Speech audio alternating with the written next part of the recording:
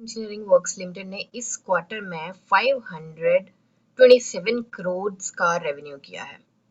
Profit 228% बढ़ा है और ऑर्डर बुक जो है 2817 करोड़ के पार पहुंच चुकी है।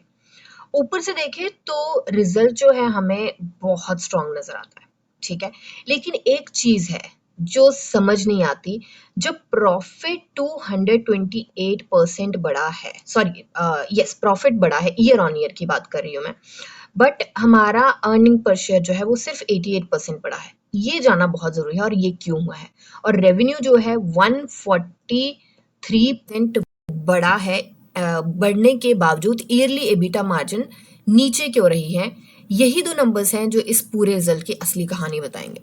तो अभी के लिए जो हमारा स्टॉक है आज हमें 5.17% का डाउन मिला है एंड 88.50 पे चल रहा है। काफ़ी अच्छा एंट्री पॉइंट हो सकता है। अब चलते हैं सीधे इसके रिजल्ट पे, जो कि अभी यहाँ पे मेंशन नहीं है, तो हम चलेंगे बीएससी पे। बीएससी पे मैंने पहले ही ओपन कर रखा है, तो की पॉइंट्स जो हैं वो यहाँ पे सारे दिए हुए हैं, सबको समझ आ जाएंगे, बट हम इनको कवर भी करेंगे। तो हम सीधा चलेंगे इसके कंसोलिडेटेड रिजल्ट पे, राइट। ये है हमारा स्टैंड अलोन है and we will go to consolidated. Alright, ये हमारा कंसोलिडेटेड रिजल्ट आ गया, ठीक है। तो यहाँ पे कुछ चीज़ें हैं जिनका हम ध्यान रखेंगे। सबसे पहले तो आज के हेडलाइन नंबर हम देखेंगे ज़रूर, बट उन पे ज़्यादा गौर ना देते हुए देखेंगे ग्रोथ सच में कितनी स्ट्रांग है, कहाँ अकाउंटिंग का इफेक्ट है और इस रिजल्ट में इन्वेस्टर्स को किस चीज़ पर सबसे ज़्यादा ध्यान देना चाहिए, ठीक है। तो अब देखते हैं हम इसके नंबर्स की बात करें। सबसे पहले तो टोटल इनकम की बात करें तो हमारा 540 करोड़ का रहा है। लास्ट क्वार्टर में हमारा 503 करोड़ का था। तो क्लियर जंप हमें यहाँ पे क्वार्टर ऑन क्वार्टर देखने को मिला है एंड ईयर ऑन ईयर तो बहुत ही स्ट्रांग जंप हमें देखने को मिला है, राइट। अब यहाँ पे बात करें हम टोटल एक्सपेंसेस की, तो टोटल एक्सपेंसेस हमारे 471 करोड़ के रहे हैं। लास्ट क्वार्टर में 444 करोड़ के थे एंड ईयर ऑन ईयर देखें 196 करोड़ से 471 करोड़ के हैं। तो यहाँ पे भी हमें काफी स्ट्रांग जंप देखने को मिला है एक्सपेंसेस में, ठीक है। अब चलते हैं हम थोड़ा सा आगे। प्रॉफिट बिफोर टैक्स जो है हमारा, जस्ट अ सेकेंड, यस, तो प्रॉफिट बिफोर टैक्स जो हमारा रहा है वो 68.99 करोड़ का रहा है। प्रीवियस क्वार्टर में हमारा 59.40 करोड़ था, तो जंप देखने को मिला है स्ट्रांग। एंड प्रीवियस ईयर के सेम क्वार्टर में, मतलब ईयर ऑन ईयर की बात करें, 29.73 करोड़ से 68.99 करोड़, मतलब अप्रोक्सीमेटली 69 करोड़ का रहा है। तो बहुत ही strong year on year and quarter on quarter हमें जंप देखने को मिला है। तो अगर इसकी स्ट्रेंथ की बात करें और देखें कि कहाँ पे ग्रोथ देखने को मिली है, तो हमें वो क्लियरली देखने को मिल रहा है। ऑपरेशंस में काफ़ी अच्छा कर रहा है ये कंपनी। एंड एक ना बहुत इंपॉर्टेंट चीज़ है, वो है कि इसका ना क्वार्टर 4 जो है वो यूजुअली बहुत अच्छा रहता है। इसका पैटर्न है कि क्वार्टर 4 बहुत अच्छा रहता है, बट इस बार इसने क्वार्टर 1 में अपने क्वार्टर 4 को पीछे छोड़ दिया है और उससे ज्यादा अच्छा रिजल्ट यहाँ पे लेके आया है। चाहे वो ग्रोथ हो, चाहे वो ऑर्डर्स हो, कुछ भी हो, उसमें बहुत ज्यादा अच्छा ये लेके करके गई है कंपनी इस बार। तो ये बहुत अच्छी बात है। अब यहाँ पे ना रिजल्ट दो तरीके के हैं। अब यहाँ पे अगर हम बात करें सिर्फ लॉयड्स इंजीनियरिंग वर्क्स लिमिटेड की, तो वो अलग है। उसका जो प्रॉफिट आया है, नेट प्रॉफिट उसका है 55 करोड़ एंड 10 लाख का। प्रीवियस क्वार्टर में 38 करोड़ 96 लाख का था एंड उससे पहले 16 करोड़ पॉइंट 80, मतलब 16 करोड़ 80 लाख का था, मतलब 17 करोड़ के आसपास ले चलते हैं। तो यहाँ पे ईयर ऑन ईयर बहुत स्ट्रांग जंप है एंड क्वार्टर ऑन क्वार्टर तो डेफिनेटली है, राइट। अब जो आता है हमारा कि जो इनको कंबाइन करके आता है, जिसमें हमारा लॉयड्स की इंफ्रास्ट्रक्चर की और कंस्ट्रक्शन की कंपनी जो है वो आ जाती है, राइट। तो उसको देख के चलें तो net profit after tax including share in profit and loss of associates, तो बेसिकली जो इनके एसोसिएट्स हैं उनको मिला के बात करें तो 68.23 करोड़ का हमारा यहाँ पे रहा है total net profit. And previous quarter में जो था 46.49 करोड़ का था, प्रीवियस ईयर के सेम क्वार्टर में 30 करोड़ एंड 3 लाख का था। तो यहाँ पे काफी अच्छा जंप है। अब यहाँ पे बात करते हैं अर्निंग पर शेयर की। देखिए हमारा जो प्रॉफिट है वो किस तरीके से बढ़ा है। हमारा प्रॉफिट काफी स्ट्रांग तरीके से 228% बढ़ा है, 228% ईयर ऑन ईयर, राइट। तो उस तरीके से अगर देखें तो हमारा अर्निंग पर शेयर नहीं बढ़ा है। 0.25 था earning per share previous year के सेम क्वार्टर में, इस बार 0.47% है। मतलब कितना बढ़ा है हमारा, 88% यहाँ पे बढ़ता हुआ दिखाई दिया है। तो ये यहाँ पे दिक्कत क्या आई है? सो बेसिकली क्या हुआ है यहाँ पे कि जो इनकी ग्रोथ थी, ग्रोथ के साथ साथ यहाँ पे इनके मार्जिन्स जो हैं वहां पे ग्रोथ के साथ साथ उस तरीके से इनके मार्जिन्स नहीं बढ़ पाए हैं। और यूजुअली ये चीज देखने को मिलती है कि जब आप ग्रोथ के पीरियड में होते हो या एक्सपेंशन करते हो आप, तो कई बार ना आपको मार्जिन्स मार्केट में एंट्री करने के लिए या जो मार्केट पहले बनी होती है उसको अंडरकट करने के लिए कई बार आपको अपने मार्जिन्स थोड़े से डाउन करने पड़ते हैं। तो ये प्योर बिजनेस है, कोई ऐसी मुझे लगता नहीं है कि टेंशन की बात है। तो ये सिर्फ और सिर्फ बिजनेस है, तो कोई इतनी दिक्कत की बात नहीं है। हाँ, बट ये चीज जरूर है कि हमें इस चीज पे ध्यान जरूर रखना पड़ेगा कि इन फ्यूचर क्या हो सकता है। ठीक है, तो यहाँ पे जो पहला बहुत इंपॉर्टेंट सिग्नल है वो है एबिटा का। एबिटा जो है यहाँ पे हम लेके चलते हैं 35.31 करोड़ से बढ़ के 79.23 करोड़ हो चुका है। यानी अगर हम ईयर ऑन ईयर ग्रोथ की बात करें तो 124% की ग्रोथ हमें देखने को मिली है, जो कि एक बहुत अच्छा पॉइंट है।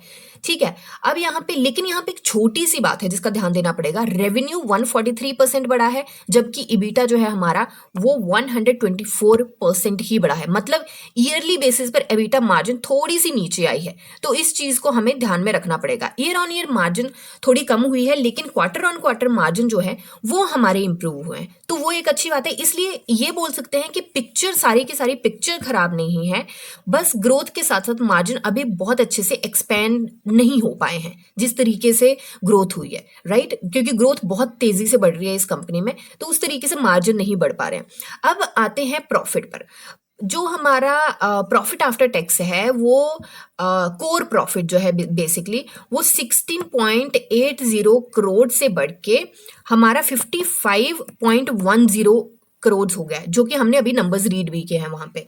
तो मतलब इसका क्लियर प्रॉफिट है, क्लियर मतलब है कि 228% का हमें जंप मिला है, जो कि हमने नंबर्स वहां पे बात करी है। ठीक है, एंड लास्ट क्वार्टर से इस क्वार्टर में देखें तो 38.96 करोड़ से प्रॉफिट बढ़ा है। एंड अभी जो है 41% का ही लेके चलते हैं, मुझे एग्जैक्ट नंबर नहीं याद है। तो 41% का यहाँ पे हमें लगभग उसके ग्रोथ हमें देखने को मिली है, तो ये भी बहुत मेजर पॉइंट है। बेसिकली ओवरऑल अगर हम बात करें तो बहुत ही अच्छा इसमें हमें रिजल्ट देखने को मिला है। अब बात आती है, जब हमने ये पढ़ा था कि उस थंबनेल पे हमने लिखा है कि 228% बढ़ा है बट अर्निंग पर शेयर नहीं बढ़ा है, तो इसके ना दो बड़े कारण हैं। एक तो हमने उसकी बात करी है कि हम मार्जिन नहीं बढ़ पाए हैं एबिटा एंड एवरीथिंग की। अब यहाँ पे बात आती है कि दो जो बड़े कारण हैं इसके, पहला कारण आता है कि कंपनी का इक्विटी शेयर कैपिटल बढ़ा है, यानी शेयर्स जो हैं उनके नंबर्स बड़े हैं। राइट इशू आया, कुछ हुआ, प्रेफरेंशियल इशू व्हाट नॉट, तो उसकी वजह से हमारे नंबर ऑफ शेयर्स जो हैं वो यहाँ पे बड़े हैं। उसकी वजह से एक ये कारण है। दूसरा जो हमारा कारण है, कंसोलिडेटेड प्रॉफिट में एसोसिएट कंपनी का जो कंट्रीब्यूशन शामिल है, लेकिन उसमें अर्निंग पर शेयर कैलकुलेशन और प्रॉफिट को अलग अलग लाइन में लेके चलना पड़ेगा हमें, हम उसको कंपैरिजन में नहीं रख सकते, तो हमें ये चीज दिक्कत आएगी ही आएगी। ठीक है, इस चीज को आप ध्यान रखिएगा एंड ध्यान से इस चीज के बारे में सोचिएगा अगर आप इन्वेस्टेड हैं इस कंपनी में, लॉन्ग टर्म के लिए, शॉर्ट टर्म के लिए, जो भी। अब यहाँ पे बात आती है, कंपनी का normal profit after tax 55.10 crore था, लेकिन एसोसिएट कंपनी से 13.13 करोड़ का जो प्रॉफिट है उसको जुड़ने के बाद हमारा जो नेट प्रॉफिट आता है वो 68.23 करोड़ का निकल के आता है। ठीक है, क्योंकि यहाँ पे ना दो तीन चीजें आपको देखने को मिलेंगी। मार्केट में कोई आपको बताएगा कि हमारा जो प्रॉफिट आफ्टर टैक्स है वो आया है 55.10 करोड़ का, कोई आपको बोलेगा कि 68.23 करोड़ का रहा है, और प्रॉफिट कंट्रीब्यूट उसके एक और फिगर थी वो मैं भूल गई हूँ, तो तो मैं उसको नहीं लेके चलूँगी क्योंकि मैं मिस कम्युनिकेशन या कुछ ऐसा नंबर नहीं देना चाहती। तो बेसिकली 3 तरीके से आपको रिजल्ट बता सकते हैं, बट ओवरऑल जो भी रिजल्ट आएगा उसमें ये चीज़ आपको ज़रूर देखने को मिलेगी, कंपनी ने ग्रो बहुत अच्छे से किया है।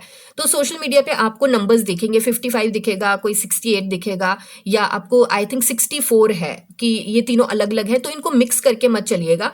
बेसिकली यहाँ पे अगर क्लियर पिक्चर देखनी होगी तो यहाँ पे आपको ये देखना पड़ेगा कि एसोसिएट्स का अलग से प्रॉफिट है, उसको मिला के आपको 68 के आसपास आता है, सॉरी 68 पॉइंट समथिंग के आसपास आता है। एंड अगर सिर्फ लॉयड्स इंजीनियरिंग वर्क्स की बात की जाए तो 55 पॉइंट समथिंग का आता है।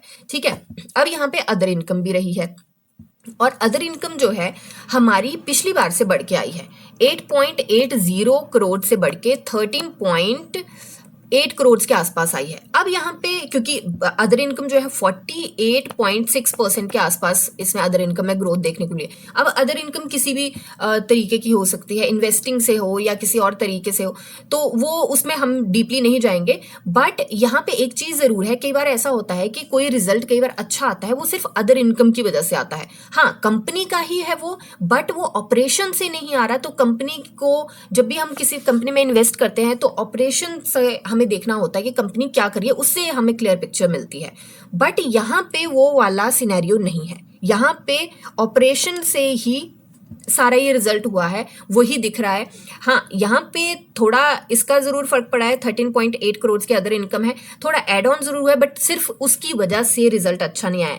अदर इनकम बड़ी जरूर है, पूरा प्रॉफिट ग्रोथ उसकी वजह से नहीं है।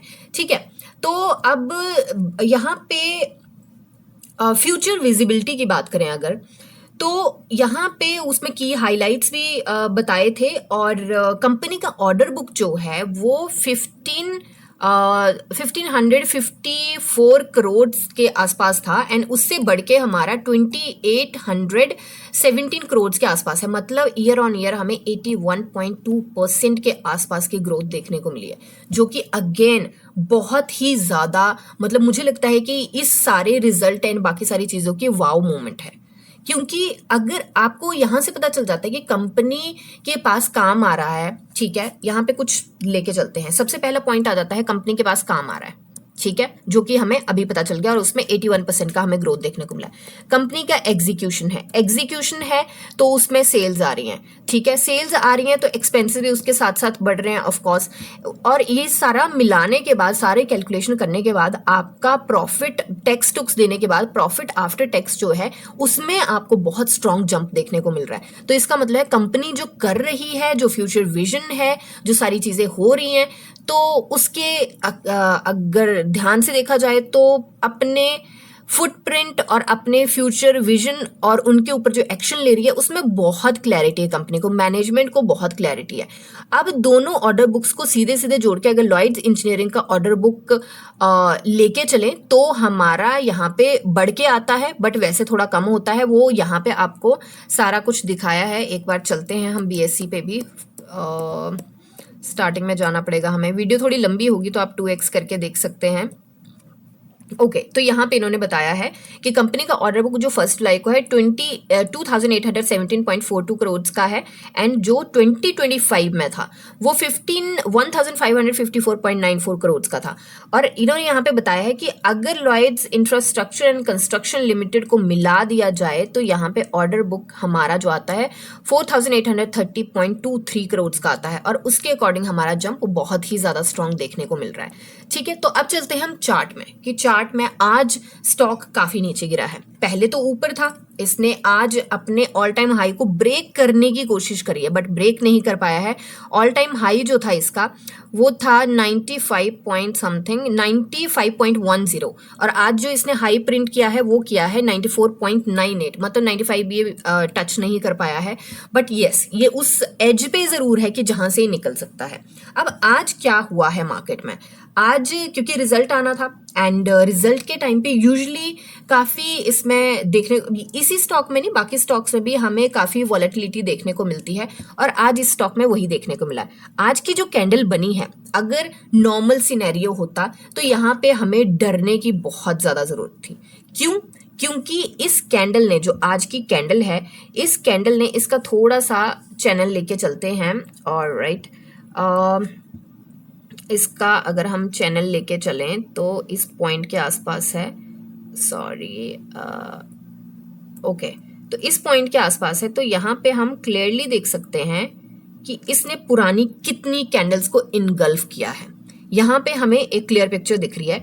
यहाँ से, क्योंकि इसी पॉइंट के आसपास से इस यहाँ पे स्टॉक घूमना स्टार्ट किया था, बेसिकली इस पॉइंट के, इस कैंडल के आसपास से, तो इसने पुरानी सारी कैंडल्स को इनगल्फ किया है। और पुरानी सारी कैंडल्स को इनगल्फ करने का मतलब है कि इस पॉइंट के आसपास है, मतलब 13 जुलाई से लेके अभी तक जो कैंडल्स बनी, सारी कैंडल्स को इसने इनगल्फ किया था और रेड स्ट्रॉन्ग कैंडल बनी है। काफी वॉल्यूम भी आज रहा है। कल का जो वॉल्यूम था वो 14.86 मिलियन का था, आज 24.46 मिलियन, मतलब 2.5 करोड़ के आसपास का वॉल्यूम रहा है। और हमें डाउन मूव देखने को मिला है लगभग 5.25% का। नॉर्मल सिनेरियो होता तो यहाँ पे डरने की बिल्कुल जरूरत थी, बट क्योंकि रिजल्ट बहुत अच्छा आ गया है तो मुझे अगेन लगता है यहाँ से रिवर्सल मिल जाएगा। दूसरी एक नोट करने वाली चीज है कि मैंने बार बार बोला था कि ये जो हम लेके चले हैं, जो कि पिवट से छोटू सी ऊपर है, ये जो हम लेके चले थे कि इस रेंज के आसपास 88.48 से नीचे ये क्लोजिंग देगा तो दिक्कत की बात है। अब इसने क्लोजिंग दी है 88.46 के आसपास, तो मतलब 0.02 रुपीज का फर्क है यहाँ पे, तो इतना कोई फर्क नहीं है और अभी भी हम सेफ जोन में हैं और यहाँ से रिवर्सल आने के चांसेस है। अब क्योंकि रिजल्ट बहुत अच्छा आया है तो हम देखते हैं कि टेंटेटिव सेफर जोन में हमें कितने का मूव मिल सकता है। आई एम नॉट सेइंग कि कल ही हमें ये मूव मिल जाएगा, बट लेट्स सी। हमें यहाँ से इस पॉइंट के आसपास का 6% के आसपास का, 6.25% के आसपास का मूव तो मुझे बहुत आराम से दिखता है कि ये मिलना चाहिए। अब कितने दिन में मिलता है, क्या होता है और कितने जल्दी अपने ऑल टाइम हाई को ब्रेक करता है, वो तो टाइम ही बताएगा। अब यहाँ पे एंट्री और एग्जिट की बात या होल्ड की बात करते हैं। अगर आपने होल्ड किया है तो आपको क्या करना है, सबसे पहले तो अगर जिसके स्टॉप लॉस आज हिट नहीं हुए हैं वो तो लकी हैं, जिनके हो गए, जो कि मुझे लगता है कि मेजर लोगों के हो गए होंगे। अगर आप ट्रेलिंग स्टॉप लॉस लेके चले हो या स्टॉप लॉस लेके चले हो तो मुझे लगता है आज हिट हो गए हैं।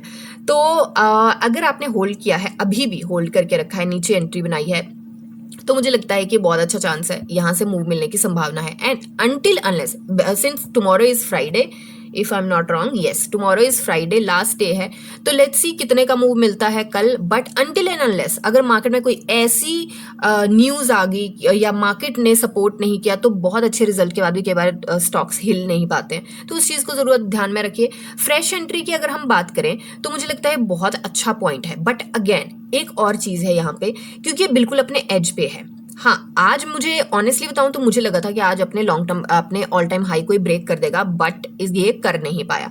तो अभी भी वो रेंज बनी ही हुई है जिस रेंज की हमने बात करी थी, तो हम वो रेंज लेके चलते हैं एक बार। यहाँ से मैंने डिलीट कर दिया था, ऑलराइट, सो ये वाली रेंज लेके चलते हैं। इनफैक्ट यहाँ पे है ये रेंज, सो ऑलराइट, इसके आसपास की ये रेंज है। ओके, सो 92, मैंने पहले भी बात करी थी कि 93 जब ब्रेक करके ये रेंज मैंने गलत बनाई है, क्योंकि ये थोड़ा सा हम ऊपर का लेके चले थे। I think, I am not sure अभी के लिए परफेक्टली, बट जो मुझे दिख रहे हैं अभी कैंडल्स, जो डेटा है मैं उसके अकॉर्डिंग चल रही हूँ। तो हमने पहले भी बात करी थी कि 93 के ऊपर जब ये सस्टेन कर जाएगा उसके बाद हमें कंफर्मेशन कैंडल लगेगी, और हमें यहाँ पे कहीं ना कहीं वो चीज दिखी थी और आज एंट्री पॉइंट हमारा बनता भी था, बट सैडली वो चीजें एग्जीक्यूट उस तरीके से नहीं हो पाई। तो अभी अगेन आई एम सेइंग, क्योंकि हमारा स्टॉक नीचे आ चुका है, तो 93 की कंफर्मेशन कैंडल लेके चलना। सो हम कहाँ थे, हम थे फ्रेश एंट्री पे। फ्रेश एंट्री आपको बनानी है, सिंस यहाँ पे थोड़ा सा डिलेमा में है सिचुएशन कि ये ब्रेक करके निकलेगा नहीं निकलेगा, तो आप पार्शली एंट्री बना सकते हैं, या आपके पास स्पेयर मनी है तो ऑफकोर्स आपका रिस्क एपेटाइट है तो आप बना सकते हैं। होल्ड वाला हम बात कर चुके हैं। हाँ, और अगर मूव मिल जाता है तो अपना ट्रेलिंग स्टॉप लॉस अपने साथ जरूर लेके चलिए। मार्केट कई बार बहुत, मार्केट में अनसर्टेनिटी रहती है, बट कई बार बहुत ज्यादा हो जाता है ये स्टॉक, बट यस मुझे लगता है ये यहाँ से निकलेगा तो बहुत अच्छे मूव दे सकता है। अभी हमारे पास कोई फुटप्रिंट नहीं है तो हम ये नहीं बात कर सकते कितने % के मूव मिलेंगे, बट आई थिंक ये 150 के आसपास हो सकता है कि 1-1.5 महीने में हमें देखने को मिले, अगर यहाँ से निकल गया, मार्केट ने सपोर्ट किया और सारी चीजें अच्छी रही, क्योंकि रिजल्ट, ग्रोथ एंड बाकी सारी चीजें, कंपनी के ऑपरेशन, कंपनी का विजन, कंपनी के एक्विजिशंस या कुछ भी है, वो सारा कुछ बहुत अच्छा है। ठीक है, अब फ्रेश एंट्री की बात होगी। एग्जिट की अगर अब हम बात करें कि एग्जिट अगर किसी को करना हो तो मुझे लगता है पहले तो ट्रेलिंग स्टॉप लॉस लेके चलें। अगर यहाँ पे मूव मिल जाता है, कल फ्राइडे है, मैं यूजली ये बोलती हूँ कि फ्राइडे को एंट्री बहुत सोच समझ के बनाना, क्योंकि वीकेंड होता है, सैटरडे संडे होता है, 2 दिन बहुत ज़्यादा क्रूशियल होते हैं। अगर आपने, क्योंकि मुझे पता है कि मार्जिन मिलता है तो लोग मार्जिन पे भी बनाते हैं एंट्री एंड व्हाट नॉट। तो इन 2 दिनों में क्या न्यूज़ आएगी, क्या होगा, क्या पासा पलट होगा, बहुत छोटी छोटी न्यूज़ से भी टेबल टर्न हो जाते हैं। तो उस चीज़ को थोड़ा सेंसिटिवली, थोड़ा ध्यान से लेके चलिएगा। एंड अभी के लिए मुझे लगता है कि एग्जिट का प्लान तो मुझे लगता है नहीं करना चाहिए। पहले तो आप एंट्री बनाइए, लेके चलिए, ट्रेलिंग स्टॉप लॉस एंड अपना स्टॉप लॉस लेके चलिए। एंड मुझे लगता है कि ये अच्छा मूव जो अभी डेटा है और जो मेरी एनालिसिस कहती है कि अभी ये मूव देने के मूड में है, और बाकी सारे सिनेरियो साथ में काम करते हैं, साथ देते हैं तो होगा। विच एक बहुत इंपॉर्टेंट चीज़ है, उसको ध्यान में रखना है, जो बहुत मेजर रोल प्ले करेगी, वो होगा हमारा वॉल्यूम।